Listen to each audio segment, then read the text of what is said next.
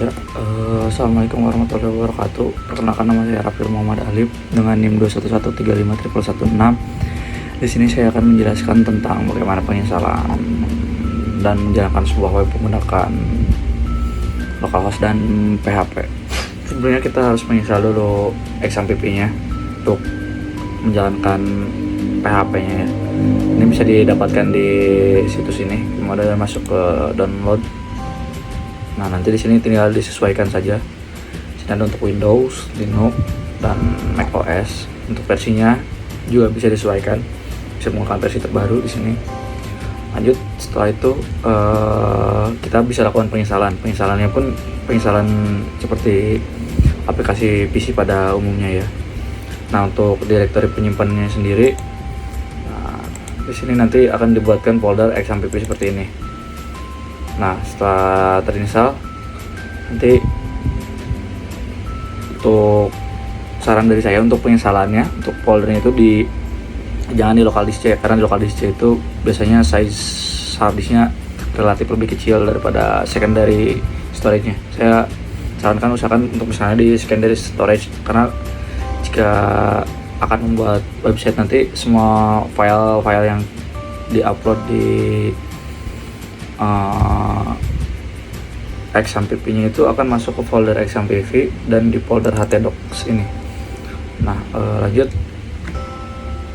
setelah menginstal XAMPP, kita bisa lanjutkan ke penginstalan Bootstrap. Untuk Bootstrapnya sendiri kita bisa menginstal secara Bootstrapnya keseluruhan, di sini bisa di-download. Adapun kita bisa melakukan pemanggilan secara online seperti ini.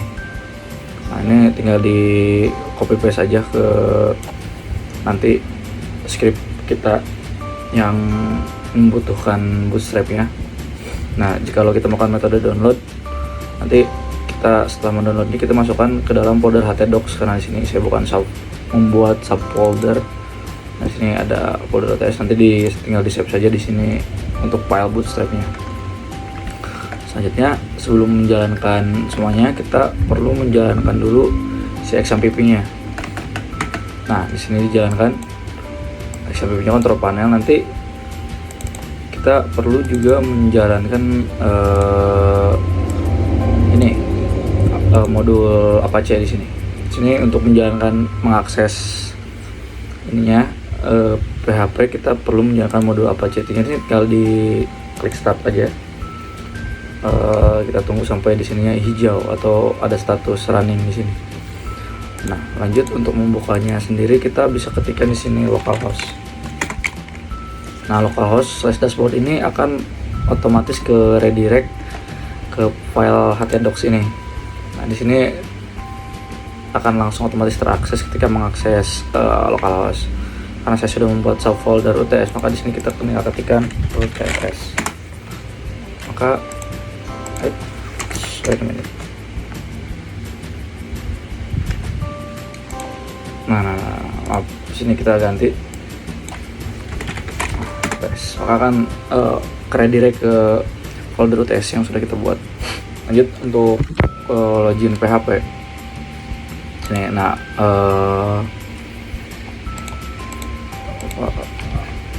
kita buka dulu text editornya. Di sini saya menggunakan Sublime. Nah, proses pembuatannya di sini seperti biasa, standar pembuatan HTML seperti biasa ya. Di sini kita membuat CSS-nya di sini untuk kontainernya, CSS kontainer.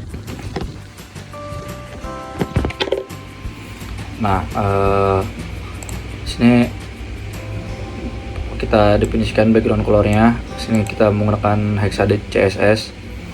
Sama di sini juga untuk border solid, di sini di definisikan dengan Hexa CSS. Ini padding, ini border radius, kita set paddingnya 50 pixel. Untuk border radiusnya juga sama, 8 pixel. Nah, ini untuk set marginnya, margin atas, margin bawah, margin kiri, dan margin kanan. Sebenarnya untuk margin sendiri bisa diatur dalam satu perintah ya, tinggal marginnya aja. Tapi nanti kita tidak bisa mengatur per sesinya. Ini di atasnya saya diatur 30 pixel, misalkan di bawahnya 25 pixel, kiri kanan diatur 100 pixel. Nah, sini kalau mau menggunakan background kita tinggal panggil saja di sini background.jpg. Nah, setelah selesai sini kita bisa memanggil CSS-nya. Dipanggilnya seperti biasa div class kotak sini, karena didefinisikan nama CSS kotak. Kemudian di sini color white, ini berarti color untuk tulisannya, karena untuk color backgroundnya didefinisikan di sini CSS-nya. Lanjut di bawah juga sama, kita panggil kontainer karena sini menggunakan bootstrap. Oh ya, bootstrapnya sendiri ditaruhnya di sini ya, link wrap. Nah, di sini ini adalah direktori yang kita taruhkan bootstrapnya seperti tadi saya contohkan di sini bootstrapnya. Nah, bootstrap BS5, sini ada CSS, ada JS. Nah, sini ada CSS, ini ada JavaScript. Lanjut ya, kita lanjutkan. Selanjutnya di sini ada untuk form login ya. Kita buat form login seperti biasa. Sini ada form action validasi.php method post. Kenapa ini diredirect ke validasi.php? Nanti saya jelaskan di berikutnya. Sini juga ada form plotting. Kalau bedanya menggunakan form biasa dan plotting itu adalah terletak di sini labelnya. Kalau form biasa itu si labelnya tidak ada nama seperti ini. Ketika menggunakan plotting nanti akan ada nama di dalam kotaknya. Sama sini untuk password di sini buttonnya sama ya, standar ya. Untuk button type-nya submit. Pas button primary login, ini buat nama buttonnya nanti dinamakan apa. Di sini kita namakan login ya. Setelah itu kita tutup form dan tutup div, juga tutup body. Nah, setelah ini selesai kita save filenya dan simpan di satu folder kan di sini dekat dengan bootstrapnya. Seperti saya contohkan di save di sini. Ini folder bootstrap. Dan ini adalah folder login.php. Nah, setelah selesai kita buka di sini folder di running di si login.php-nya, maka akan muncul tampilan seperti ini. Nah, bedanya menggunakan floating form sama yang tidak itu, floating itu di sini sudah ada user dan di sini sudah ada password. Ketika diklik, nah seperti ini, pun seperti ini. Nah, kemudian setelah selesai ini kita akan membuat validasi login untuk user ya. Nah, ini validasinya .php, kita menggunakan script PHP. Di sini kita bisa mendefinisikan di sini untuk user dan untuk password. Di sini saya contoh menggunakan user admin dan di sini passwordnya ini, maka akan muncul sukses. Kemudian akan dilanjutkan ke dashboard.php. Jikalau username dan passwordnya selain ini, maka akan muncul pemberitahuan username dan password salah. Pun tidak akan diredirect kemana-mana, melainkan hanya diredirect ke login.php. Nah, maka itu kembali lagi di sini.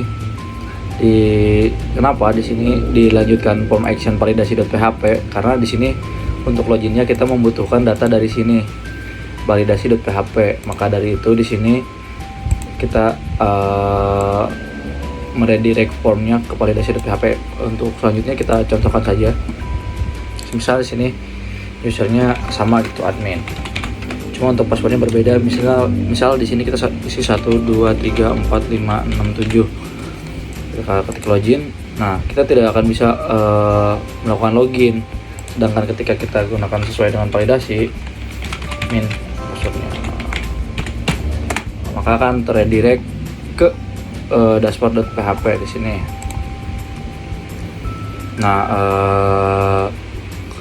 selesainya sini. Nah, saya akan menjelaskan tentang pembuatan tampilan dashboardnya sendiri.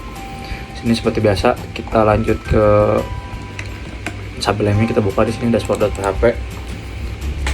Nah, kita pembuatan awalnya itu masih sama ya. Kita pembuatan seperti HTML biasa, kemudian kita panggil si CSS-nya terlebih dahulu.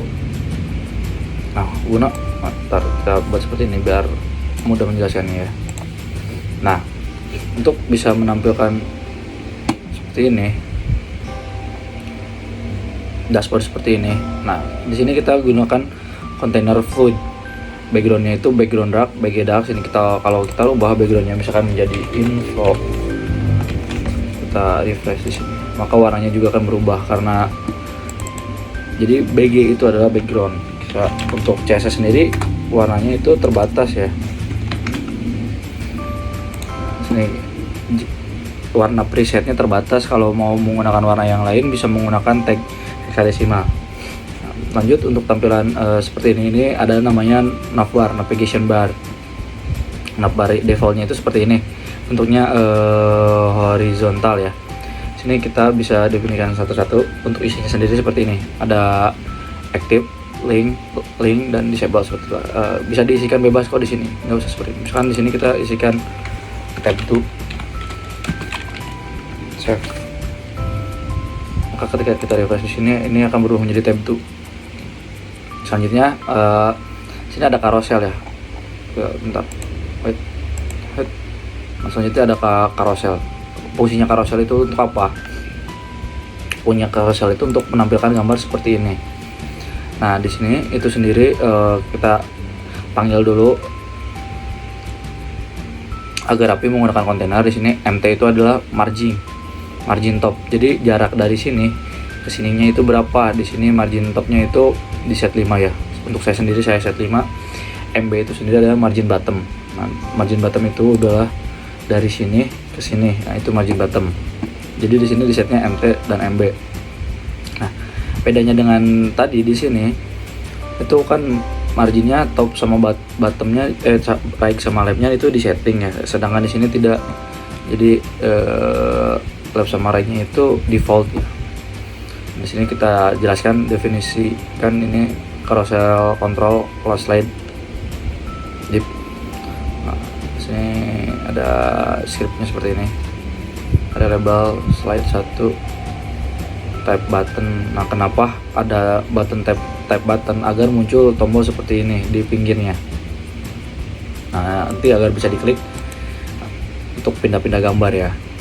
Lanjut di sini jika sudah didefinisikan slide button seperti ini. Nah, maka kita lanjutkan ke pengisian gambarnya.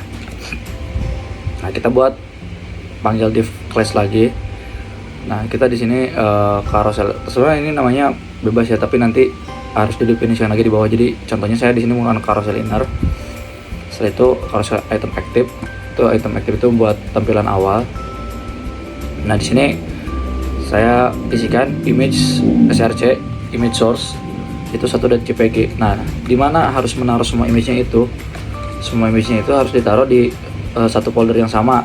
Sebenarnya tidak harus sama, cuma nanti harus dipanggil direktorinya agar mudah dan tidak ribet. Maka di sini kita karena masih sedikit, karena mungkin kalau sudah membuat dalam skala besar nanti lebih baik di folderin saja buat image-nya sendiri, agar nanti folder image saja, folder script login untuk script login saja. Karena di sini masih sedikit, saya satukan saja dalam folder htdocs. Ini karena saya subfolder UTS di subfolder UTS. Nah, nanti disatuin saja. Di sini ada 1, 2, 3, bebas penamanya, nanti tinggal dipanggil saja. Cuma karena saya pakai ini jadi saya tulis 1, 2, 3 biar mudah juga gitu. Bentar. Nah, nanti kita panggil aja di sini. Nah, ini W itu width ya, untuk lebarnya sendiri. Width itu 100. Sini. Nah, ini seperti yang dilihat di contohnya sini, image 3-nya itu saya set width-nya 50, maka tampilannya juga akan sedikit lebih kecil, berbeda dengan 2 image sebelumnya yang saya set width-nya 100. Lanjut di sini ini tinggal pemanggilannya. Nah, ini prev sama next itu di sini ya, previous sama next itu. Di sini bisa dilihat carousel control jika visually hidden di sini. Jadi opacity-nya hidden di sini. Next. Ini previous.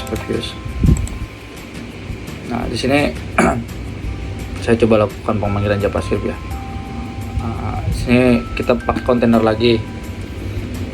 Kemudian sebenarnya ini di pas row itu jadi buat barisnya ya. Sini masih sama di place kolom. Jadi menggunakan table ya. Call itu column, call itu adalah kolom, MD itu margin,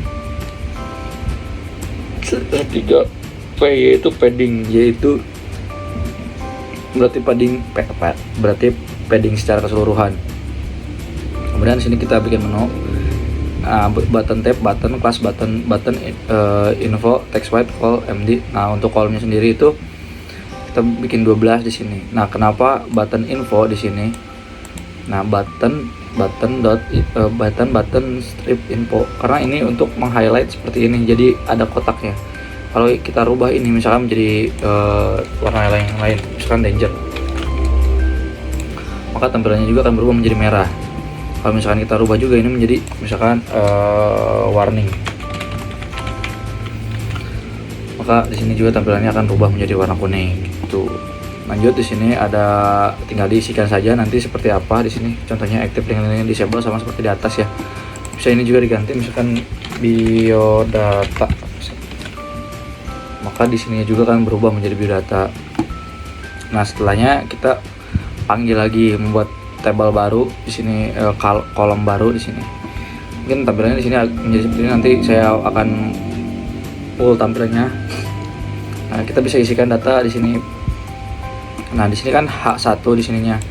H1 itu untuk mendeklarasikan besar kecilnya sebuah huruf. Di sini saya pakai H1, maka besarnya seperti ini. Kalau kita rubah ini menjadi H2, sini kita tutupnya juga rubah menjadi H2, kita save, maka hurufnya juga akan berubah menjadi agak lebih kecil gitu. Nah, jika tidak didefinisikan seperti ini, maka tampilannya akan menjadi tampilan huruf seperti biasa, tidak terlalu tebal dan tidak terlalu besar. Di sini kita akan, kenapa ini P itu untuk perintah paragraf ya, P itu paragraf, sama juga di sini P itu untuk paragraf. Nah, jadi untuk membuat alinea baru, tampilan paragraf baru di sininya, kalau tidak dibuatkan P, maka akan seperti ini.